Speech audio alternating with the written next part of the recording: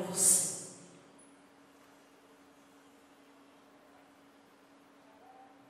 Twemezwa n'iki ko tuzagera ijuru kabihora, by'igiciro nk'ibyo twabihabwa kabihora, osha kuokoka wera ni Yesu watumye. Harimo Pawulo yavuze icyo umwuka wera yamumariye.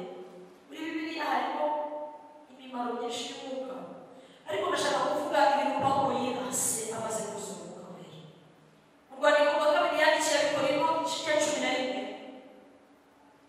dusome umurongo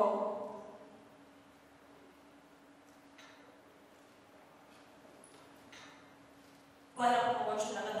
Harimo amagambo menshi, ariko uyu munsi nagambiriye kubwiriza, nagambiriye kwigisha, reka tuyasome yose hanyuma tugenda gusenga n'abandi bakomeza.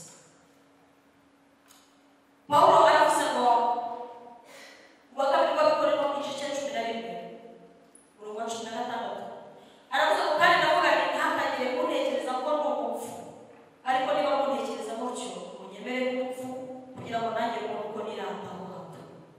Ibyo ngiye kuvuga simbivuga nk'aho ari ijambo ry'umwami wacu, ahubwo ndabivuga nk'ubwirizwa n'umupfu birigiye yuko mfite impamvu yo kwirata. Ubwo benshi birata iby'umubiri, nanjye ndabyirata. Mwishimira kwihanganira abapfu kuko ubwanyu muri abanyabwenge. Murihanganira iyo umuntu abahinduye imbata, iyo abamize, iyo abafashe, iyo yishyize hejuru akabakubita ishyi. Ibyerekeye ibyo bigawa ni kuko twabigizemo intege nke, nyamara buri wese ahangara gukora. Ibi bivuze ko nanjye nagihangaje. Uyu murongo rero aho tugiye gutangira kumashaka aravuze ngo mbese abo si Abaheburayo nanjye ni uko, si Abisiraheli nanjye ni uko, si umuryango wa Aburahamu nanjye ni uko, si abakozi ba Kristo bagabura ibye. Noneho ndavuga nk'umusazi, ndabarusha mu cyambere. Haleluya. Uyu mugabo yaravuze ngo ibyo barusha imihanda, ngo barusha gushyirwa mu nzu y'imbohe, mbarusha cyane gukubitwa birenze urugero, kenshi bari mu kaga k'urupfu.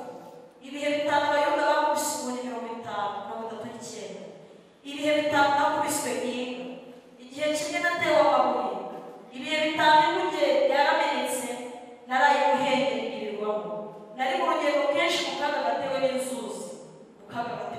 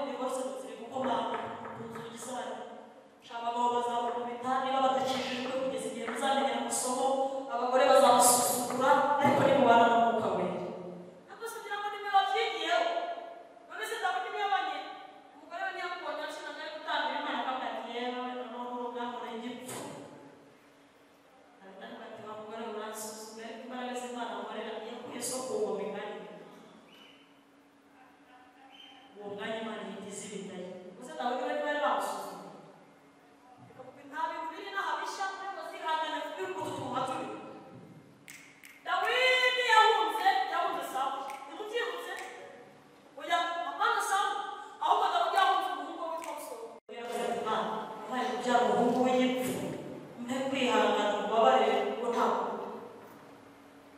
tutuzura umwuka wera tunatoragura amashashi ureba neza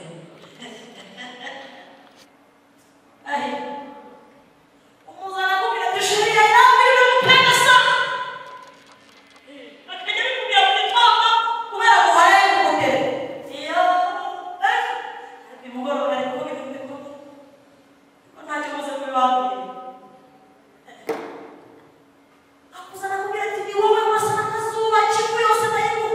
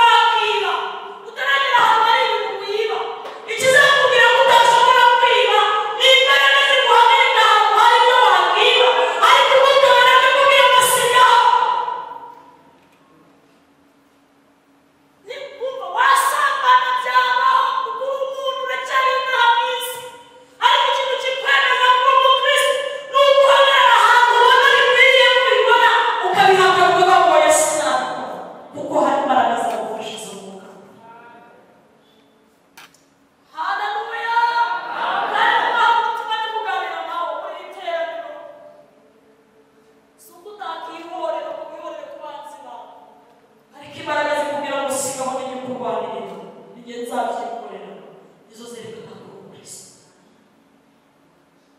Si uko utagenda wagiye mu rubuga rusiga abantu batubwigendera bitewe n'ukuntu usharira, bitewe n'ukuntu biyuma, ahubwo imbaraga ziguha kuba mwihangane.